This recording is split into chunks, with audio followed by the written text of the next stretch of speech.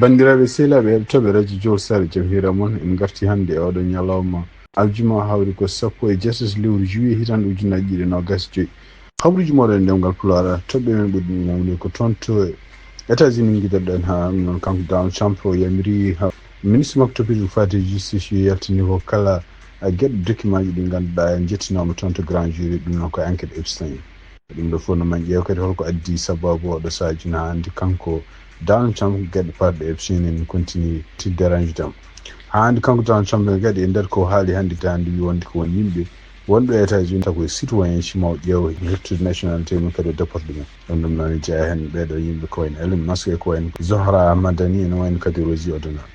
toon to Gaza ɗum noon ko haysindo Israël ne continue kadi ene wiya ene yiiɗi wonde ko jaam dañe toon to Palestine kadi ne continue neldude yimɓe ɗum toon to Doha sugnade ha hannde joguiɗo konngol toon to Hamas ko haali wonde ko kamɓe Israël ɓe caɗima nandiral jaam no dañira toon to Gaza toon to Brésil hono kanko gartinoɗo leydi Brésil hono Bolsonaro ene wayno police ji naati galle makko hannde en mbaɗi kadi bracelet ji électronique e koyɗe makko ɗum no hoto yaltude leydi habaruji men ma nottininen toon to Mauritanie hono kanko biyeteɗo Mohamed Shinkiti ɗum noon ko journaliste ñawore makko non konti toon to Sénégal seppo no fonno wadde toon hannde to Dakar ɗum noon ko seppo ngo ko ƴeewde hono kanko premier ministre mo Sénégal mbiɗomi démissionné kono seppo ngo haɗama ɗum noon ma en dutto kadi toon to hakkude Sénégal e Mauritanie Sénégal nayi wonɓe toon to Mauritanie waɗi oɗo saji yimɓe dañi hawnaki balle noɓe mbawi joɗoɗade toon to Mauritanie ƴeewen kadi holko ministre pidiɗo ko fati intégration africaine holko wajiɓe kamɓe Sénégal nayi wonɓe caggal leydi hannde toon to Sénégal ko toon kadi cekkitorto ene wayno ko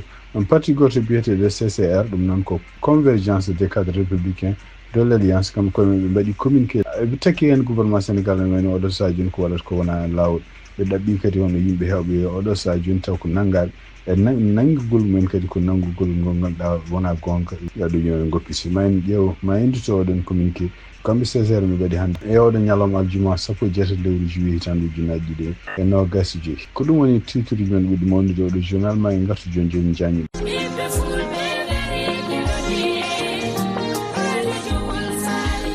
Radio Juillet Sare International dole lingu gondia kono dole Radio Juillet Sare ko hettoyankoɓe mum Amérique Asie Océanie Europe Afrique no keɗo Radio Juillet Sare International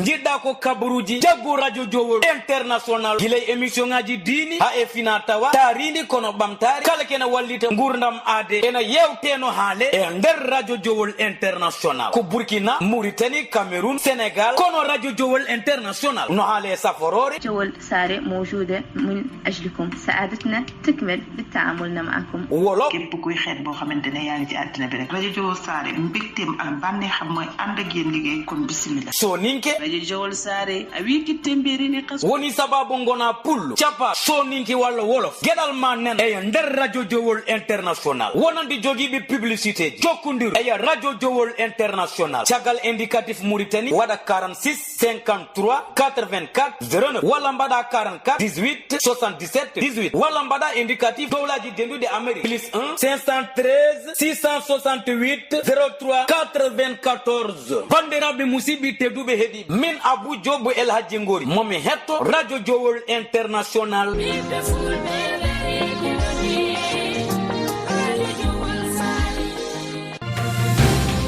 bandiraɓe sehilaɓe heɗotoɓe radio Juillet Sare jamhira moon hande no mbiɗen ni hande ko aljuma 17 lewru juillet hitande ujunnaje ɗiɗi e nogas e joyyi gonɗen joni ko waktu jeetaɓo jamma ɗum noon ko toon to Washington e New York ɗum noon hawri ko minuit toon to Dakar ha Nouakchott hawri kadi ko 2 heures du matin toon to Paris ɗum noon toon to Beirut ko 3 heures du matin habaruji men toon to États-Unis hono kanko Donald Trump ene wayno ko yamiri hono ministre makko topiɗo fadde justice yo yaltin kala ko wiyete document ji ɗi ganduɗa kamɓe grand jury ɓe jiini ɗum ɗon grand jury noon ko yimɓe ɓe ganduɗa noddunoɓe e tawde kanko Jeffrey Epstein nde enquêtede ɗum noon ko adi laamu makko kanko Donald Trump ko gonɗen ɗum donc ene wayno ko ɗum ɗo fof ko sibabude kadi kanko ministre de justice mo Donald Trump e nder kadi ko yalti ko sakkiti ko kanko hoore makko o haali no wino won donc ala ko yaltinte sabu ɓe tawani e dossier ji ɓe ɗiɗi jiiɗi wonde won gueɗe gonɗe toon kolloje wonde ko kanko Epstein ko baraɗo ɗum noon ko hunde mettino républicain no fewi surtout kanko Laura Lumo how yihen wonde ko ala sago kanko Pamela Bandi o démission ko ay wonde fen woni kadi caggal nde kamɓe walsiri nde ɓe jaltini kadi hanki honko kanko Donald Trump ɗum wayni ko lettre mo winduno faade kanko Jeffrey Epstein ɗum noon ko pour manditare he lettre o kadi mo holli hen omo waɗi hen signature uji mo desi hen suka debbo goto taw ko mineur ɗum ɗo fof ko hunde kadi en wayno ko oɗo saji joni ɓeydimi ñaññinde ni hay yimɓe ɓe ganduɗa ko sipirtunuji Donald Trump wonde ko laamu ngu Donald Trump won gueɗe ɗe ganduɗa hen waɗata hay goto faman ɗum pourquoi eɓe jiiɗi hande sudde wonde kala dossier ɗi ganduɗa parɗe enquête makko kanko Jeffrey Epstein ko teskita tan kadi kanko Donald Trump woni laamu makko kadi ko ari ko e surtout tan e ɗeɗo balɗe kadi ɓe yiyama wonde kon département justice walla gardiɗo justice mo États-Unis o wawi segdone Moren Comey noon ko kañum wonno procureur ganduɗa enquêtannoɗo ko fate Jeffrey Epstein haade mum mayde hitande ujunnaji ɗiɗi sappo e jeenayyi ɗum noon andaka holko woni sababu ɓe ceeki oɗo surtout taw kañum ɓuuri andude dossier makko kanko Jeffrey Epstein kono noon ko wawi wonde fof ene wayno ko kanko Donald Trump hande o yalti kadi o wi wonde ko alay saago hono kanko ministre député pouvoir de justice o wawa yamirde kala dossier ji partuɗo Epstein o yalta e bindol mabɓe noon mbi dossier ɗi jalta tan koye caggal nde juge toppiti ɗiɗon dossier ji nde kañum hoore mum yamiri wonde ko ɗiɗon dossier ji ne mbawi yaltude so tawi ala ko woni hen gueɗe ɗe ganduɗa hen taw ne woni risque woni yimɓe wonɓe ganduɗa taw inde mumen hen ɗiɗɗeɗen ine jaltinama hoto addani ɗumen caɗele donc ko wawi wonde fof en wani ko kanko oɗo juge donc kanko oɗo juge biyeteɗo Richard Berman ko kanko woni toon to Manhattan ɗum noon ko New York ko kanko woni toppitiɗo ko yamirde kala kabaruji gonɗi oɗo dossier yo yaltin kadi e oɗo dossier kadi hay sindo wiya wonde ko kanko Epstein ko kanko warti ene wayno oɗo sa joni ma yimɓe kadi public o kadi yiiɗi andude holko woni sababu mo warto walla so tawi ko baraɗo holno ɗum wayi e nder kayitaji jaltuɗi ɗum noon ko taw kamɓe gouvernement Donald Trump ɓe calminoma yaltini ɗum gila tan hollama tan noon kanko Donald Trump inde makko nana e dossier Epstein kene wona laabi jeenayyi kadi wiyama kadi kanko Donald Trump ene wayno ko jokkodire walla jolde avion ngaji walla jolde Epstein kene wona laabi jeetati au moins ɗum ɗo fof ko gueɗe ɗe ganduɗa hen kanko Donald Trump salminoma ɗum noon kadi e nder deftere kadi nde kanko Epstein deftere nde kadi koko fate manditare makko yiyama hen noon kanko Donald Trump wonde debbo makko gadana biyeteɗo Ivana ɗon wonde kadi ɓiyi ko biyeteɗo Ivanka kadi on wonde miñi ko kadi biyeteɗo Robert e joom suudu Robert ɓeɗo fof goni e nder ɗon deftere ko photo jomum goni hen e ɗum ɗo fof taw kanko Donald Trump e nder hitan ujunnaji ɗiɗi kanko waɗa makko wi wonde ko Epstein ko neɗɗo ko bandi ko neɗɗo mo moƴƴani kono e wayno yitama wonde ko kanko Donald Trump ne wayno jokkodire muɗum laabi kewi ɗum ɗon kadi ma en gartu hen ko wayno fof ne wayno dossier makko kanko Epstein oɗo sa joni ko wontani Donald Trump kañum hoore mum hoto musande par ce que e nder kayitaji jiya ɗi tan tugui hitande ujunere temedde jeenayyi e capanɗe jeenayyi e tati ha hitande ujunere e temedde jeenayyi e capanɗe jeenayyi e jeeɗiɗi ene wayno jolde Epstein kono wona laabi jeetati ɗum ɗo fof ko liste jaltuɗo oɗo sa joni taw kamɓe ko kanko laamu makko Donald Trump ɓe jaɓano yaltinde hande toon to Washington e tumnade kadi haaluji jaltuɗi toon to Maison Blanche hande hono kanko Donald Trump mono continue kadi addude sujet ji goɗɗi ɗum noon ko ene wayni ko e wiide makko oɗo sa joni o yiiɗi ko heftude nationalité ɓeɗo yimɓe tato walla au moins kam hen yimɓe ɗiɗi au moins no wiide mabɓe ko heɓɓe nationalité caggal nde garɗo e leydi ene jeeya hen hono kanko Elon Musk ɗum gonnoɗo conseiller makko gonnoɗo kadi sehil makko ene jeeya hen kadi hono biyeteɗo Zohran Mamdani ɗum noon ko kañum woni oɗo sa joni candidat mo démocrate en ƴefti pour yo won maire toon to New York Rosie O'Donnell noon ene wayno ko kañum o haalino haalum kono noon tawde Rosie O'Donnell kanyum hoore ɓe jibina ko New York ɗum ɗon kalɗon haala nena ma e ɗiɗon haaluji noon e tumnade hande jayniyankoɓe ko non seulement kanko Donald Trump ko ƴeewi woni ko ƴewde kadi beele ko haalete e Jeffrey Epstein ko surtout henna tawde inne makko nadde hen beele ñejjite mais kadi ko ƴewde beele uddude kadi haare hakkude kamɓe jogguiɓe karalagal ko fati droit constitutionnel mo États-Unis e kadi e kamɓe hakkude mabɓe kamɓe politicien surtout henna wiide so tawi on wi omo itta omo hefta nationalité hono kanko Elon Musk omo hefta nationalité hono Zohran Mamdani ko yimɓe joguiɓe hande personnalité ji mawɗi ɗo en États-Unis ko hunde mawde donc siftindon toon ko kanko Elon Musk ko jibina ko toon to Pretoria o heeɓi nationalité makko ko hitande ujunnaji ɗiɗi eyyi ɗum noon kadi ne wayno ko ari toon to Canada koye tawmo yara kanko hoore makko duuɓi sappo e jeeɗiɗi ɗum noon siftindon tan ko jibina kanko Elon Musk ko hitande ujunere temedde jeenayyi capanɗe jeeɗiɗi e goho ko way won fo en woni ko kanko war makko jignomo nationalité canadienne kadi en wayno ko ari États-Unis ɗum noon ko hitan ujunere temedde jeenayyi e capanɗe jeenayyi e ɗiɗi kanko war makko mo windi toon to école biyete université Pennsylvania ɗum noon en wayno ko kanko Elon Musk kanko no heeɓi nationalité makko ko caggal ko ari ɗo ko fate Zohran Mam Dami kañum hoore mum jeeya koye parti démocratique kañum jibina ko hitande ujunere temedde jeenayyi e capanɗe jeenayyi e goho jibina ko toon to Uganda Kampala ɓooyi ɗo États-Unis donc tuggi hitande ujunaji ɗiɗi e nogas e goho kanko hoore makko woni no représentant toon to assemblée gonɗo toon to New York ɗum noon ko mbiyata capanɗe tati e jeegomiji district gonɗo toon to Queens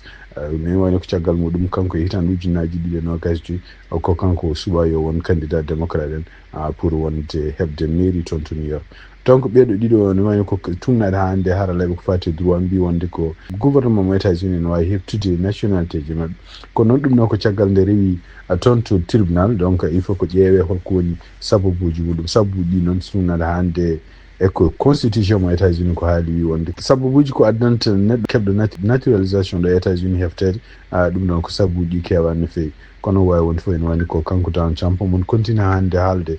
ko fati en ɓeeɗo ɗiɗi hono kanko Mam Dami e kanko kadi Elon Musk pour heɓtude nationalité mabɓe siftinde tan ko kanko Donald Trump kadi o waɗino mémo e nder mois de juin o wi wonde ko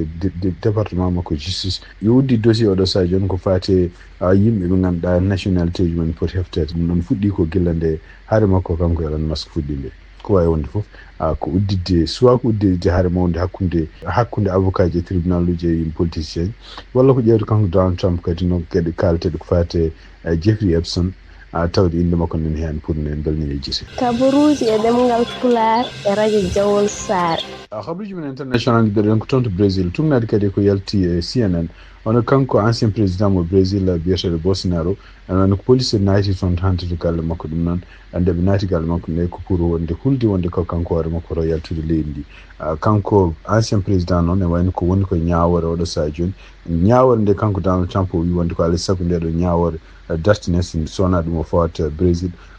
frais de douane ji kewɗi ken won 50%. Donc kanko Bolsonaro o takka oɗo sa joni ko e hitande ujunnaji ɗiɗi e nogas ɗiɗi caggal woteji bannoɗi foɗodirano laamu ko hono kanko Luis Lula da Silva keftuɗo laamu ene woni ko kanko Jair Bolsonaro wiya wonde ko yawɗon saha kanko hoore makko salima ɗiɗon woteji salima résultat ji muɗum e kadi o ƴefti pellital wonde ko wadde peeje foof beele ɗiɗo woteji ne mbasa jaɓede kadi kanko hoore makko mo heddo e laamu e ɗum ɗon ne wayno ko ñande jeetat lewru janvier hitande ujunnaji ɗiɗi nogas tati ko yimɓe ɓe ganduɗa supportani makko tugnade hande ko takka